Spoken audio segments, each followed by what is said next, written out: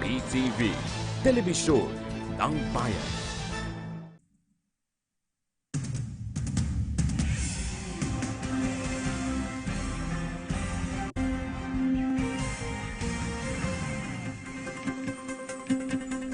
Magandang umaga, nagbabalik ang PTV Newsbreak. Sumuko na si dating Senior Superintendent Cesar Mancao na akusado sa pagpaslang sa publicist na si Bobby Dacer at driver nitong si Manuel Corbito noong taong 2000.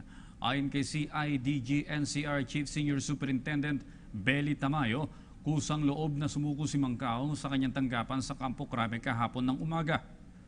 Sa ngayon, nasa kustodiya na ng CIDG NCR si Mancao habang hinihintay na lamang ang commitment order ng korte.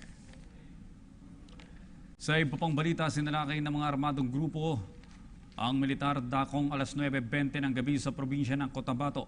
Ayon sa ulat ng 602nd Brigade ng Philippine Army, nasa 20 miyembro ng Bangsamoro Islamic Freedom Fighters o BIFF ang command post ng Alpha Company ng 34th Infantry Battalion sa barangay Nabalawag, Midsayap, Cotabato.